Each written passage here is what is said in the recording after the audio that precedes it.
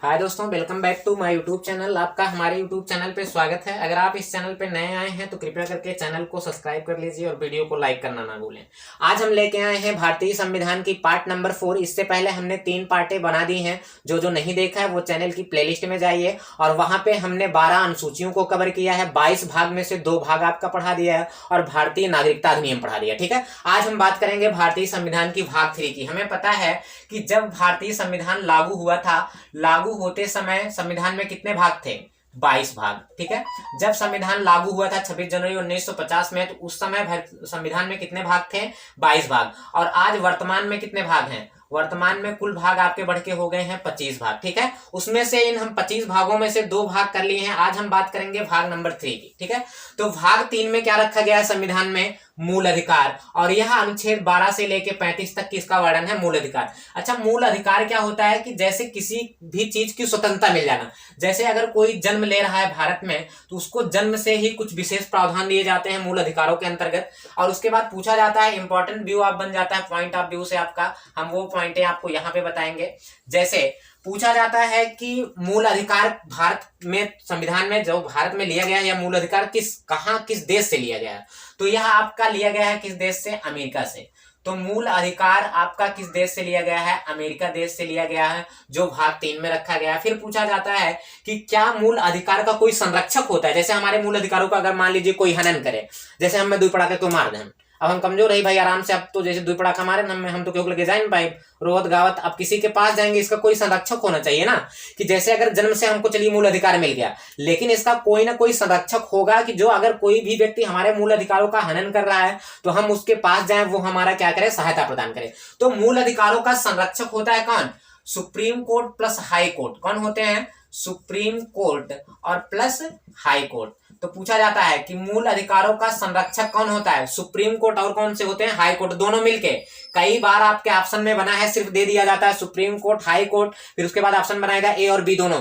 तो क्या होता है? मूल अधिकार को दोनों लोग रक्षा करते हैं, सुप्रीम कोर्ट और हाई कोर्ट। ठीक है, जैसे अगर मान लो सुप्रीम कोर्ट और हाई कोर्ट हम आपके दिमाग में बैठाना चाहें। अब जैसे आप घर में हैं, ठीक है, तो घर में आपके मम्मी हैं और आपके क्या है? पापा हैं। अब एक क्या है? सुप्रीम कोर्ट है, ये मान लो सुप्रीम कोर्ट है। और हाई कोर्ट समझते हैं, जिसके अंदर सब होता है हाई कोर्ट। ठीक है, हाई कोर्ट। तो मम्मी तुम्हारी क्या है? सुप्रीम कोर्ट है, तुम्हारे पापा क्या है? हाई कोर्ट है। तो अगर तुम घर में रह रहे हो, तुम्हें मान लो तुम्हारी बहन ने क्या किया कि 2 पड़ाका बजा देना, वैसे बहन तो दुष्ट हो करती 2-3 पड़ाका रह देती। अब अगर तुमको मार दिया तुम्हारी बहन ने, तो तुम किसके पास जाते हो? या तो मम्मी सोल्यूशन निकालेंगे या तो कौन सोल्यूशन निकालेगा? पापा। लेकिन दोनों ही सोल्यूशन मिलके निकाल सकते हैं। मम्मी के भी पास अगर अकेले जाएंगे तब भी ये सोल्यूशन निकाल सकती हैं, और पापा के पास जाएंगे तब भी ये सोल्यूशन निकाल सकते हैं। तो इसलिए चाहे हम सुप्रीम कोर्ट या हाई कोर्ट दोनों में से किसी एक के पास जाते हैं, तब भी हमारे मूल अधिकारों की सुरक्षा हो सकती है। अगर एक ने नहीं किया, दोनों के पास जा सकते हैं। लेकिन चाहे हम एक के पास जाएं चाहे दोनों के पास, हमको हमारे मूल अधिकार की सुरक्षा दोनों करते हैं, जैसे घर में तुम्हारे पापा मम्मी करते हैं। ठीक है, चलिए, तो बात होती है कि मूल अधिकारों की सुरक्षा कौन करता है? तो supreme court plus high court. ये संरक्षक होता है किसके? मूल अधिकारों का। इसको हम बोलते हैं ये संरक्षक होते हैं हमारे मूल अधिकार हो। लोक निर्माण में तो राष्ट्रपति हमारे मूल अधिकारों का क्या कर सकता है? राष्ट्रपति हमारे मूल अधिकारों का हनन कर सकता है। कौन कर सकता है? राष्ट्रपति। हनन का मतलब क्या होता है? जैसे आपका आया था कोरोना में क्या था कि आपको वैसे तो मूल अधिकार है आपका, आप कहीं बाहर कहीं भी टहल घूम सकते हैं, कहीं भी क्या कर सकते हैं? अपना जाके कहीं सभा कर सकते हैं। लेकिन कोरोना के समय में क्या हुआ कि राष्ट्रपति ने आपके मूल अधिकारों को क्या कर दिया? हनन कर दिया। अगर लोक निर्माण के अंतर्गत राष्ट्रपति क्या कर सकता है? आपके मूल अधिकार का क्या कर सकता है? हनन कर सकता है। कहने का मतलब प्रतिबंधित कर सकता है, उसको खत्म नहीं कर सकता राष्ट्रपति। सिर्फ क्या करेगा? कुछ समय के लिए प्रतिबंध कर देगा। वो भी किसमें होना चाहिए? लोक निर्माण में। अगर कोई दिक्कत है, जैसे देश में कोई भारी आपदा आई, तो राष्ट्रपति आपके मूल अधिकारों को सीमित कर सकता है, मतलब उसका हनन कर सकता है कुछ समय के लिए। कोरोना के समय में ऐसा देखा गया था। फिर उसके बाद फिर पूछा जाता है कि क्या मूल अधिकार को कोई खत्म कर सकता है? मूल अधिकार को खत्म कौन कर सकता है? तो मूल अधिकार को खत्म कर सकता है आपका कौन? वो करता ही है संसद। अगर संसद चाहे तो कोई अगर मूल अधिकार, जैसे मान लीजिए जैसे कोई मूल अधिकार लोगों के लिए, वो मूल अधिकार अब उनके लिए जो है अच्छे नहीं है, तो वो संसद क्या कर सकती है, उन मूल अधिकारों को क्या कर सकता है, समाप्त कर सकता है। यहां आपको बात ये एकदम समझ में आ रही होगी कि मूल अधिकार को भाग 3 में रखा गया है, अनुच्छेद 12 से लेकर अनुच्छेद 35 तक, और हमें जन्म से ही भारत में मूल अधिकार मिल जाता है। फिर उसके बाद बात आती है कि मूल अधिकार लिया कहां से गया है, तो अमेरिका से लिया गया है। और मूल अधिकार का रक्षक कौन होता है, सुप्रीम कोर्ट और हाई कोर्ट दोनों। और हालांकि हम एक के पास भी जा सकते हैं, चाहे सुप्रीम कोर्ट के पास जा सकते हैं, चाहे हाई कोर्ट के पास, चाहे दोनों के पास जा सकते हैं, ठीक है। फिर उसके बाद बात आती है कि लोक निर्माण में राष्ट्रपति हमारे मूल अधिकारों का क्या कर सकता है, हनन कर सकता है, ठीक है। फिर उसके बाद बताया गया कि मूल अधिकारों को एकदम समाप्त कौन कर सकता है, तो मूल अधिकार को एकदम समाप्त कर सकता है कौन, आपकी संसद कर सकती है। बात आपको समझ में आ रही है। चलिए अब बात करते हैं अनुच्छेद 12 से लेकर 35 तक। अच्छा, शुरू में आप आए हैं तो वीडियो शुरू से अंत तक देखिए, देखिए कितना मजा आता है आपको पढ़ने में, ठीक है। चलिए अब स्टार्ट करते हैं हम कि मूल अनुच्छेद नंबर 12 से, कि अनुच्छेद 12 में क्या रखा गया है। चलिए अब एक एक करके अनुच्छेद की बात करेंगे। अनुच्छेद 12, अनुच्छेद 12, अनुच्छेद 12 में क्या है आपका, अनुच्छेद 12 में दिया गया है राज्यों की परिभाषा। क्या दी गई है, राज्य की परिभाषा। इसका मतलब क्या होता है, राज्य की परिभाषा का मतलब, अब यहाँ वो राज्य नहीं है जैसे उत्तर प्रदेश, उत्तर प्रदेश, राजस्थान, जम्मू कश्मीर, ये सब राज्य नहीं है। इसमें राज्य का कहने का मतलब, जैसे आपका राज्य का मतलब होता है, जैसे लिखवा यूपी बोर्ड एक आपका राज्य है, जैसे एसएससी अपना खुद पेपर कराता है, यूपीएससी क्या कराती है, अपना खुद पेपर कराती है। तो अनुच्छेद 12 में क्या कहा गया है कि यूपी बोर्ड, एसएससी, यूपीएससी या रेलवे बोर्ड, या जैसे आपकी और कई बोर्डे आती हैं, तो उनमें उनको इसमें राज्य की परिभाषा दी गई है कि यूपी बोर्ड, एसएससी और यूपीएससी, इनके सिलेबस में अगर ये अपना एग्जाम कराते हैं, या रेलवे, मान लीजिए रेलवे भी लिख दे रहे हैं, रेलवे है, तो ये लोग अगर ये लोग इनकी क्या होती है, खुद की ब्रांच होती है। UPSC board, SSC board, UPSC board, railway board, ये खुद अपना जो है वो निकालते हैं, प्रकाशित करते हैं अपना प्रकाशन। फिर उसके बाद ये खुद अपना पेपर कराते हैं, अपना वेतन देते हैं, अच्छी अच्छी अपनी मुहैया कराते हैं। इसमें भारत सरकार की कोई पकड़ नहीं होती। यूपीएससी चाहे तो अपने जो है अपने लेवल में और आगे अपने लेवल को बढ़ा सकता है, अपने जो है सिलेबस में कुछ भी जोड़ सकता है, कुछ भी घटा सकता है, उसमें भारत सरकार का कोई हस्तक्षेप नहीं होगा। वैसे ही अगर रेलवे है तो रेलवे चाहेगी अपने जो है एग्जाम सेंटर चाहे जहां बनाएगी, वो चाहे जैसे एग्जाम कराएगी, उसमें भारत सरकार की कोई पकड़ नहीं होगी। ये अनुच्छेद किसमें कहा गया, अनुच्छेद नंबर 12 में राज्यों की परिभाषा दी गई। राज्यों का परिभाषा से अर्थ यहाँ पे होता है कि जैसे कोई बोर्ड है वो अपना एग्जाम, वो अपने लिए स्वतंत्र है, वो अपना एग्जाम चाहे जैसे कराए, चाहे जितना वेतन दे अपने कर्मचारियों को, उसमें भारत सरकार की कोई पकड़ नहीं होती। ये सभी बोर्डों का क्या है, अनुच्छेद 12 में उनके मूल अधिकारों का वर्णन किया गया, ठीक है। फिर उसके बाद आती है अनुच्छेद नंबर 13। अनुच्छेद 13 में क्या है, अनुच्छेद 13, तो अनुच्छेद 13 में आपका क्या है, अल्पीकरण, ठीक है। अनुच्छेद 13 में क्या है, अल्पीकरण। अल्पीकरण का मतलब क्या होता है, अब जैसे मान लो हमारा मूल अधिकार है, क्या मूल अधिकार है कि हम भारत में कहीं भी टहल सकते हैं नहीं। अब पता लगे कोई सोया है, हम कह दिए हमारा मूल अधिकार वो हटिए, घर में घुस गया, तो वही बताया गया कि अनुच्छेद 13 में आपके मूल अधिकारों का अल्पीकरण किया गया है कि आपके मूल अधिकार क्या रहेंगे, सीमित रहेंगे। कैसे रहेंगे आपके मूल अधिकार, सीमित रहेंगे। कहने का मतलब आपका मूल अधिकार एक सीमा तक है, उस सीमा से बाहर जाएंगे तो आपको दंडित किया जाएगा। वो किसके अंतर्गत है, अनुच्छेद नंबर 13 के। अब जैसे मान लो अब सेना खड़ी है, बॉर्डर पे सेना बंदूक लेके खड़ी है, अब तुम पता लगे उसके पीछे जाकर हट जाओ, हम देखते पाकिस्तान वाले कहां गोलियां मारते हैं, तो उसमें सेना तुम्हारे मूल अधिकारों का क्या कर सकती है, अल्पीकरण कर सकती है। तुम्हारा मूल अधिकार नहीं है तुम कहीं डायरेक्ट घुस जाओ, हालांकि तुम भारत में कहीं भी टहल घूम सकते हो, लेकिन तुम्हारा एक सीमित है मूल अधिकार कि उसके आगे तुम नहीं जा सकते। तो वो किसमें कहा गया, अनुच्छेद नंबर 13 में। अनुच्छेद 14, अनुच्छेद 14 में क्या है आपका, विधि के समक्ष समता। इसका मतलब क्या है, विधि के समक्ष, अनुच्छेद 14 में है विधि के समक्ष समता, विधि के समक्ष समता। इसका मतलब क्या है, समता, ठीक है, विधि के समक्ष समता। इसका मतलब क्या होता है कि कानून की निगाहों में सब क्या है, बराबर है। कानून की निगाहों में सब कैसे हैं, सब बराबर है। इसका मतलब क्या होता है कि जैसे अब मान लो कोई पुलिस वाला है और उसका एक पट्टीदार है, पुलिस वाला है, पट्टीदार है। अब पट्टीदार है मान जमीनी मैटर है, अब ये पुलिस वाला है लेकिन उस समय ड्यूटी पर नहीं है और ये उसका पट्टीदार है, तो ये वाला जो पट्टीदार है उसके घर के गार्जियन को गोली मार दिया और ये पुलिस वाला इस अपने पट्टीदार के घर को घर के किसी गार्जियन को गोली मार दिया। तो अगर ये दोनों लोग सुप्रीम कोर्ट और हाई कोर्ट के पास जाते हैं तो सुप्रीम कोर्ट और हाई कोर्ट में दोनों को समान दंड दिया जाएगा। यही कहा गया है विधि के समक्ष समता में कि चाहे कोई पुलिस वाला हो, चाहे कोई सरकारी हो, चाहे वो प्राइवेट हो, चाहे कैसा भी आदमी हो, अगर दोनों ने समान जो है समान अपराध किए हैं तो दोनों को समान रूप से समान दंडित किया जाएगा। ऐसा नहीं कि ये पुलिस वाला था इसको दूसरा दंड लिखा गया और जो पटीदार उसका असमान आदमी था उसको जो दूसरा दंड, दोनों को समान दंड दिए जाएंगे। यही आपका लिखा गया अनुच्छेद 14 में कि विधि के समक्ष समता, कि कानून की निगाहों में सब कैसे होंगे, बराबर होंगे। बात समझ में आ रही होगी आपको एकदम क्लियर। फिर उसके बाद हम बात आते हैं अनुच्छेद नंबर 15 में। अनुच्छेद 15 आपकी क्या कहती है? अनुच्छेद 15 कहती है कि अनुच्छेद 15 में जाति धर्म लिंग के आधार पर भेदभाव नहीं होगा।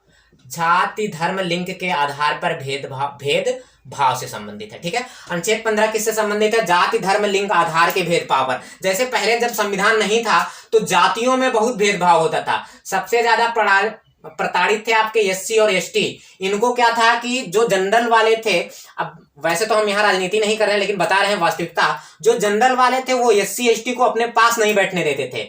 वो उनके बगल उनको बैठ के ना तो वो बोलने की स्वतंत्रता थी, जैसे अवतरण का बाबू का गोड़ पकड़ के एकदम उनको गोड़ पकड़ बैठे रहे। तो अनुच्छेद 15 में कहा गया कि आप किसी जाति धर्म लिंग के आधार पर भेदभाव नहीं कर सकते। अब ये जान लीजिए एससी एसटियों के लिए जो बाबा भीमराव अंबेडकर थे उनके लिए ये वास्तविकता में ही भगवान है। सब कहते हैं कि वो इनको पूजते क्यों हैं? पूजना चाहिए भाई। जो आदमी ने हमें इतनी स्वतंत्रता दी है कि हम ओबीसी जनरल और सबके पास बैठ सकते हैं, हम उसको भगवान नहीं माने तो माने किसको भगवान? हालांकि उनको इन अपने भगवानों को भी मानना चाहिए, लेकिन एससी एसटी जो बाबा भीमराव अंबेडकर को पूजते हैं उनको अच्छी तरीके से ये कार्य उनको करना चाहिए। मैं इसके समर्थन में हूं कि उनको बाबा भीमराव अंबेडकर को प्राथमिकता देनी चाहिए, क्योंकि अगर वो ना होते तो एससी एसटी का आज पता ना होता वो कहां गए होते। तो बाबा भीमराव अंबेडकर की देन है कि एससी एसटी आज सबसे कदम से कदम मिला के सभी क्षेत्र में चल रहे हैं। तो अनुच्छेद 15 में बताया गया जाति धर्म लिंग के आधार पर भेदभाव नहीं किया जाएगा। बात समझ में आ रही है? यहां तक बात आपको। फिर आगे चल जाए अनुच्छेद नंबर 16 में। ठीक है, चलिए आगे चलते हैं। अनुच्छेद नंबर 16 क्या कहता है? लोक नियोजन में समानता। अनुच्छेद नंबर 16 में क्या है? लोक नियोजन। इसका मतलब क्या है? अनुच्छेद नंबर 16 की बात करेंगे यहाँ पे। अनुच्छेद 16 में क्या है? लोक नियोजन। लोक नियोजन का मतलब क्या है? अब बात आती है कि लोक नियोजन से आप क्या समझते हैं। तो लोक नियोजन का मतलब ये होता है, लोक नियोजन से यह है कि अगर किसी भी लोक नियोजन में समानता, अगर हम सरकार चाहे ओबीसी हो, एससी एसटी हो, कोई भी हो, जनरल हो, तो लोक नियोजन में क्या होता है? सबको समान अधिकार है। सबको अधिकार है कि कोई बड़ा अधिकारी बन सकता है, कोई बड़ी पोस्ट पे जा सकता है। लोक नियोजन का मतलब यही होता है। लोक नियोजन का अर्थ होता है कि अगर हम जैसे मान लो एससी एसटी से हैं, ओबीसी हैं, तो दोनों को समान क्षेत्र में समान दिशा में बढ़ने की स्वतंत्रता है। चाहे एससी एसटी कुछ भी बन सकता है। तो लोक नियोजन का मतलब सरकारी कामों में सभी को समान प्राथमिकता दी जाएगी। समझ में आ रहा है? सरकारी कामों में सभी को जो है समान प्राथमिकता दी जाएगी। वो किसके अंतर्गत है? अनुच्छेद 16 के अंतर्गत। बात समझ में आ रही है? फिर उसके बाद है अनुच्छेद नंबर 17। अनुच्छेद 17 क्या है? अस्पृश्यता। अस्पृश्यता का मतलब क्या होता है? अस्पृश्यता का उन्मूलन। अस्पृश्यता का उन्मूलन, इसका मतलब क्या होता है? अस्पृश्यता का उन्मूलन का मतलब क्या होता है बताइए? अस्पृश्यता का उन्मूलन का मतलब क्या होता है? अस्पृश्यता का उन्मूलन का मतलब होता है कि छुआछूत। अगर हम जाति धर्म लिंग के आधार पर क्या करते हैं? छुआछूत करते हैं। छुआछूत का मतलब वही अभी हमने बताया कि छुआछूत का मतलब क्या था? एससी एसटी ओबीसी अगर किसी के बर्तन के जनरल के आदमियों को बर्तन छू जाते थे तो उनका बर्तन निकाल उठता था। आज भी हालांकि ये प्रथा चल रही है कि अगर कहीं एससी एसटी पानी पीने जाते हैं तो उनका एक बर्तन अलग से निकाल दिया जाता है। तो अनुच्छेद 17 में कहा गया कि अस्पृश्यता का उन्मूलन किया गया। कहा गया कि अगर आप जाति धर्म या लिंग के आधार पर छुआछूत करते हैं तो अनुच्छेद नंबर 17 के अनुसार आपको क्या किया जाएगा? दंडित किया जाएगा। बात आपको समझ में आ रही है? बात यहां तक क्लियरिटी समझ में आई? अनुच्छेद 17 तक एक बार हम फिर से पूरा आपका रिवीजन करना चाहेंगे, फिर से हम रिवीजन करेंगे। ठीक है, फिर इसके बाद हम अगली पार्ट बनाएंगे, नहीं तो ये ज्यादा लेंथी हो जाएगा। हमने क्या क्या बताया अभी तक कि मूल अधिकार को लिया कहां से गया है? अमेरिका से लिया गया है। फिर उसके बाद हमने बताया कि इसका संरक्षक कौन है, संरक्षक है supreme court plus high court. और इसका बताया गया कि इस पे हमारे मूल अधिकारों का हनन कौन कर सकता है, हनन कर सकता है कौन, राष्ट्रपति। और मूल अधिकारों को खत्म कौन कर सकता है, अगर मूल अधिकार की खत्म करने की बात आई तो कौन कर सकता है, आपकी संसद मूल अधिकारों को आपका क्या कर सकती है, एकदम से खत्म कर सकती है। बात समझ आ रही। फिर उसके बाद हमने बताया कि अनुच्छेद 15 में क्या है, अनुच्छेद 12 में क्या है, अनुच्छेद 12 में राज्यों की परिभाषा दी गई है, राज्यों की परिभाषा। यहाँ राज्य का अर्थ क्या है कि कोई भी स्टेट, जैसे स्टेट का मतलब होता है कि कोई भी संस्था, जैसे यूपीएससी एक संस्था है, यूपी बोर्ड एक संस्था है, यूपी बोर्ड क्या है, एक संस्था है। और एसएससी सीजीएल जे एसएससी है वो एक संस्था है, कि उनके कामों में कोई भी सरकार भेदभाव नहीं करेगी, वो स्वतंत्र हैं अपना सिलेबस बनाने के लिए, अपने जो है नौकरों को वेतन देने के लिए वो स्वतंत्र हैं। फिर उसके बाद अनुच्छेद 13 में क्या है, अनुच्छेद 13 में है आपका अल्पीकरण। अल्पीकरण का मतलब क्या है कि हमारे मूल अधिकारों की एक सीमा है, उस सीमा से हम बाहर नहीं जा सकते। फिर उसके बाद अनुच्छेद 14 में क्या है, अनुच्छेद 14 में आपको बताया गया, अनुच्छेद 14 में क्या है, विधि के समक्ष समता, विधि के समक्ष समता। ठीक है, विधि के समक्ष समता का मतलब क्या है कि कानून की निगाहों में सभी बराबर हैं, चाहे छोट हो, बड़ा हो, नीच हो, ऊंच हो, नीच हो, कुछ भी हो, तो वो सभी अनुच्छेद के 14 के अंतर्गत सभी विधि के समक्ष समान है। अगर समान अपराध करते हैं सबको समान दंड दिया जाएगा। फिर उसके बाद हमने बताया अनुच्छेद नंबर 15। अनुच्छेद 15 में हमने क्या बताया, अनुच्छेद 15 में बताया कि जाति, धर्म और लिंग के आधार पर क्या है, भेदभाव नहीं कर सकते। बात समझाई। फिर अनुच्छेद 16 में हमने क्या बताया, अनुच्छेद 16 में बताया कि लोक निर्माण का नियोजन। लोक निर्माण का मतलब क्या है, लोक निर्माण का अर्थ है कि लोक निर्माण में नियोजन, की सरकारी कामों में सभी को बराबर प्राथमिकता दी जाएगी। जैसे कोई सरकारी काम आता है सबको क्या दी जाएगी, उसमें बराबर प्राथमिकता दी जाएगी। फिर उसके बाद अनुच्छेद 17 में क्या बताया गया, अनुच्छेद 17 में हमने बताया अस्पृश्यता का उन्मूलन। अस्पृश्यता का उन्मूलन, इसका मतलब क्या है कि आप किसी भी व्यक्ति के जाति, धर्म या लिंग के आधार पर अगर छुआछूत करते हैं तो आपको अनुच्छेद 17 के अनुसार क्या किया जाएगा, दंडित किया जाएगा। चलिए यहां तक आप देखिए, फिर अगली पार्ट हम लेके आए हैं, तब तक चैनल को सब्सक्राइब कर दीजिए, लाइक कर दीजिए।